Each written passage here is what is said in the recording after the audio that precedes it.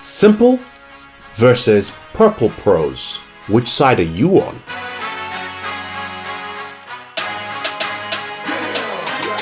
Hi, I'm Marcus, and I'm the idiot on the writer's block. If you're new to the channel, I, the idiot, ask experts for tips on how to write, publish, and promote my first fiction novel. Check this link right here for all the questions that I've already asked. And I'd really appreciate it if you liked the video, shared it with your friends, and subscribed for more tips on how to write, publish, and promote your first novel. Now, this question came from the Inner Circle Writers Group on Facebook. Shout out, guys. The question was posed: is simple prose bad writing? And what I noticed was two distinct camps emerged from the responses. On the one hand, one group insisted that simple prose was indeed bad writing, while on the other hand, the other group asserted that purple prose, or the use of flowery language and complex metaphors, was more often dense and pretentious. Even the professionals argue on both sides. Meg Latour recommended J. Kristoff's Nevernight series, and those books are just dripping with ornate descriptions. Whereas, to paraphrase Stephen King, looking for long words to dress up your short words is like dressing up your pet in evening clothes. Sure, your pet is embarrassed, but since you dressed him, you should be embarrassed too. And as the saying goes, opinions are like buttholes. Everyone has them. So I decided to ask my experts about theirs. Their opinions, not their buttholes. That would have been a very weird conversation to have. Question on the writer's block this week: simple prose versus purple prose. And here are our experts weighing in on their preference for single prose versus purple prose.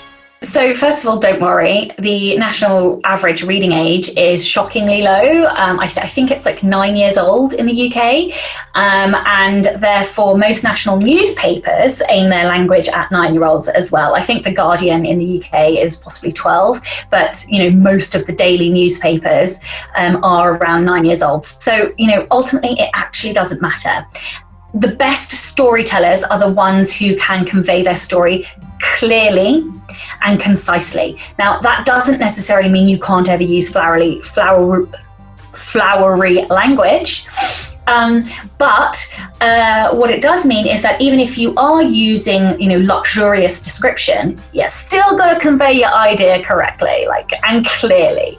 And this all comes back to narrative voice. So Again, it doesn't matter where you sit on the scale as long as you are enjoying the process of constructing sentences. If you write psychological thrillers, then the likelihood is you write a lot cleaner, and by clean I mean simpler sentences, than somebody who writes epic fantasy, who is much more likely to use more embellished description. It doesn't matter. Either way, it's right, and it's whatever A, you feel comfortable with, and B, what the genre expectations are of those readers. So that's why it's really important to read in your genre to see what expectations readers have, and like I said, in epic fantasy, you're much more likely to get bigger, longer, more embellished descriptions than you are in thrillers, for example. And in science fiction, readers are going to expect a certain amount of technical language, so those might be more complicated words. But yeah, so there's no right or wrong answer about using simple or complex description.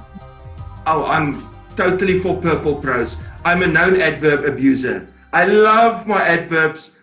Probably give Stephen King a heart attack if he ever saw what I was doing there, but I love using descriptive words. Now, you mustn't go overboard, of course. Don't go George R.R. Martin on us. I'm sorry for the fans out there. Please don't stalk me. Don't go there. Don't do that. Right. That's what people have always told me. We can see your story. And this is what I'm trying to teach young writers. Your readers must be able to see your story. They must be inside your story. And remember, and it's going to come back to that first advice, finish your story first. A good editor can do an exorcism on your manuscript later. They can delete the adverbs, but I love descriptions. You mustn't just look at a scene. You must get inside that scene. You must be able to almost smell it, taste it, touch it. So yes, use your adverbs. Again, you got to look at your own style. If your style is a bit more precise than this scatterbrain style of mine, it's okay. get the story done. Get yourself a good editor and they can do an exorcism on it later. Get rid of all the things that's not needed. That's what might be advice. I love Purple Prose. It's my favorite. So I think with reading, I like to read both simple and Purple Prose. I'm not very picky about the writing styles I enjoy because I find it's so interesting to see how other authors' brains work and to see how they decide to put together a sentence, the structure of a sentence, what words they choose. I love Purple Prose to read, especially. It's just so beautiful. But when I write, I tend to write more simple because I want to be accessible, I want to be readable, and it's not that Purple Prose is inaccessible, but you do need, if you are using very long, long words or very like high diction or very metaphorical or abstract, you tend to lose some people. So I would prefer to write more on the simple side, but I do want to say, and I'm sure you feel this way as well, just because it's like simple prose, it doesn't mean that it's actually simple as in easy or simple as in, what's the word I'm looking for? Not intellectual. I find a lot of simple prose is very intellectual. It's just, or not just intellectual, very like intelligent itself. It's just told in a more colloquial way. Like Hemingway, for example, he's like just like a literary classic who I think of off the top of my head. Very simple language. Frost, Robert Frost, he was a poet, an American poet, and he was known for using very like colloquial words, very simple words. So yeah, I don't think it needs to be extremely, I don't think your writing has to have a lot of high diction to be very serious or to be funny or whatever you want it to be. But I do think a lot of people think that simple prose is simple. Like it's more than just simple. But yeah, so I tend to write simple prose, but I like to read both. It's a tough one because it all depends on the voice. Like in fantasy, I'd probably rather have Purple Prose because I can edit that down. I can tell them when they're giving me too much or they're just word vomiting. With contemporary, a lot of the time simple prose is helpful because then I can just be like, okay, we're too distant. You need to put more emotion into this spot, or there's not enough detail in this area. I feel like in most writing, I gravitate towards the Purple Prose because again, I'm very much an editor at heart. I will cut that thing up. If it's simple prose, it ends up being a lot of like notes on the side of like, this needs more. And I feel like it's a lot more of a teaching thing. Whereas Purple Prose, I think it's not about teaching, it's about learning how to hold back a little bit. So probably Purple Prose, because I think I can edit that a lot easier. It might be because like I feel like I also take on a lot more of the brunt of it. And for simple prose, if I'm giving edits, it's a lot more on the author to get it right after that. So that's probably why I like Purple Prose a bit more. A lot of it depends on what sort of story you're writing. There are some stories where that serves really well and some where it doesn't. I mean, you look at an example of a very popular series now, The Poppy War by Rebecca Kuang. She's got very straightforward prose. It's very simple, but it serves the purpose, right? I think it wouldn't work as well, maybe, if it were very flowery. But on the other hand, you have writers like Tolkien and George R.R. Martin, where like long, very wordy prose has served them very well. You have to know where that is necessary, or when that actually serves, or when you're just putting in a metaphor just for the sake of it. I think I'll talk about Nevernight by Jay Kristoff again.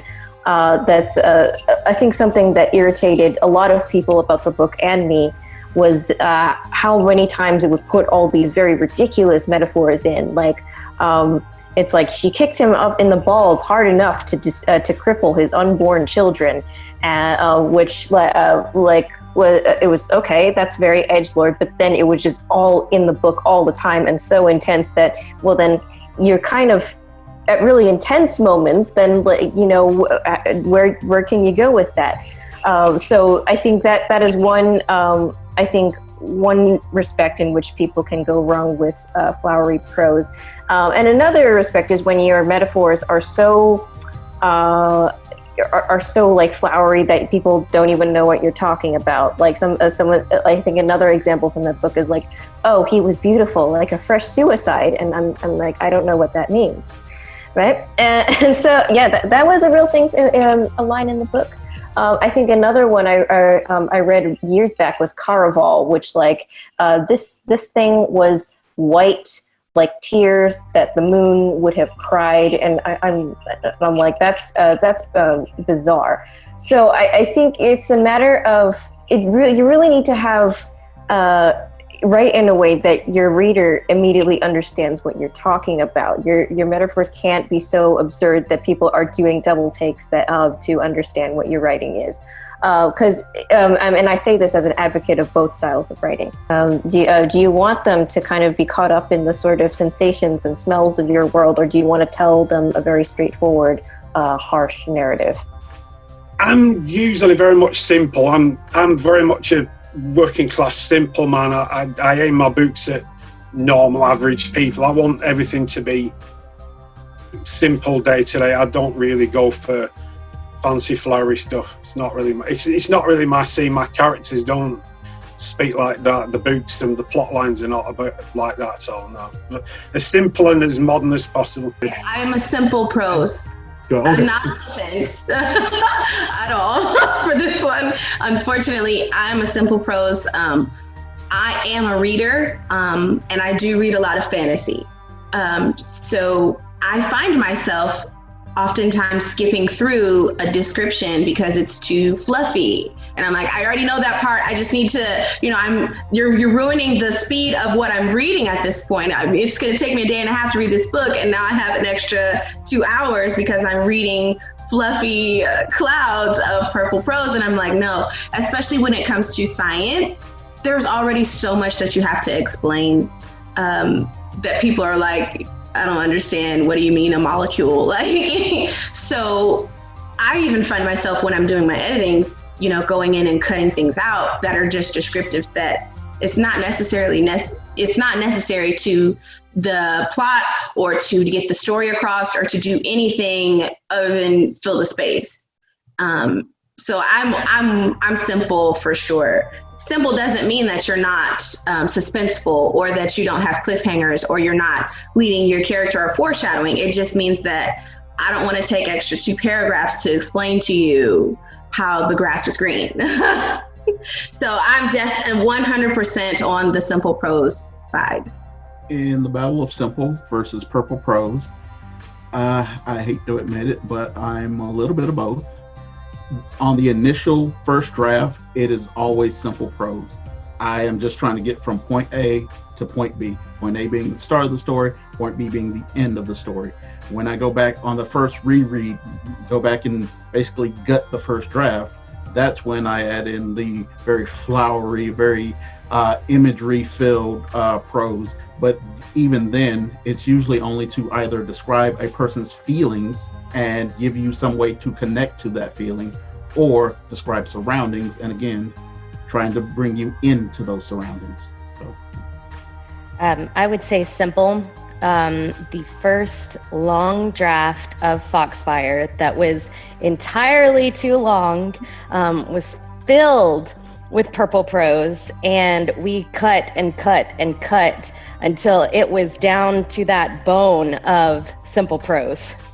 So I prefer the simple. I am not one for very flowery language in general. Just in my day-to-day, if someone is what I kind of call beating around the bush, not getting to the point, I get frustrated with that kind of communication. And so it's funny how it just kind of transitions over to my reading style as well. But I do think that there are times where the purple prose is really enlightening, especially if it's a type of character. So if it's a very, I don't know, maybe a character based off of Marie Antoinette, right? It's better for them to have this flowery kind of language in the description, and because you're looking at it through the character's eyes. And if the character's that way, that gives you a totally different feel to the specific writing, the tone, the setting, everything.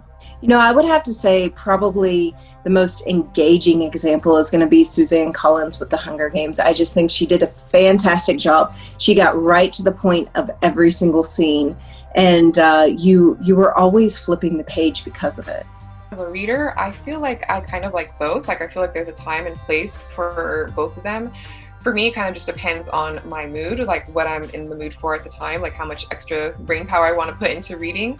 And so also it depends on if I'm listening to like an audiobook or if I'm reading a physical book. So I definitely would prefer more like simple language and stuff if I'm listening to an audiobook, but it won't keep me from reading a book. I'll just have to wait until I have the time to actually sit down and physically read the book itself.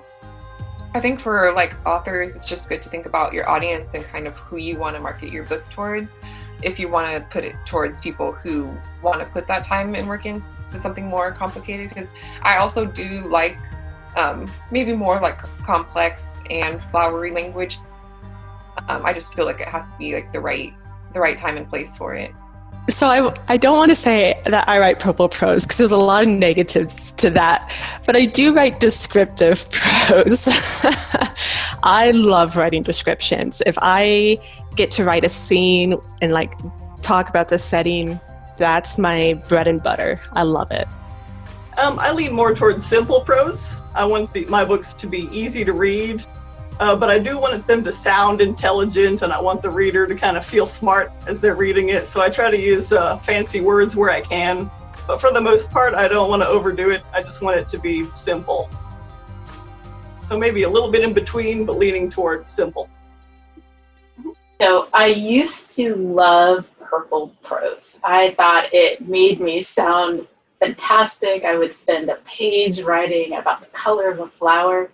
And I was so bored when I read it back to myself. There's something fun about using words, and you can get way ahead of yourself in what are you trying to do. I think that was part of not really understanding novel structure, or that I needed tension and conflict and pacing, and I needed to keep the reader moving forward. So while I'll still play with fun words here and there, sometimes I like to find vocabulary that I wouldn't normally use. I do try for very simple words now. And I do find that my betas will point it out when I start to get a little, not flowery, I don't do that much anymore, but I will start to pull words that I love that I never get to use in speech into my writing, and they'll start to complain because they have to look up. And there you have it, simple prose versus purple prose. You can check the description for links to their work. But what do you think about their opinions? Do you agree or disagree with their stance on whether simple prose is bad writing or that purple prose is dense and pretentious? Do you have your own counter argument as to which of the two you would prefer? Put your thoughts in the comments below. I would absolutely love to read them. And don't forget to give this video a like and share it with your friends, as well as subscribe for more tips on how to write, publish, and promote your fiction novel. I'm Marcus, and I'll see you next time. I mean, you can say what you want about J. Kristoff, but I tried reading some Cormac McCarthy, and damn. I mean, it's good, but I'll be honest with you, if I didn't think I was an idiot before, Cormac McCarthy sure made me feel like one.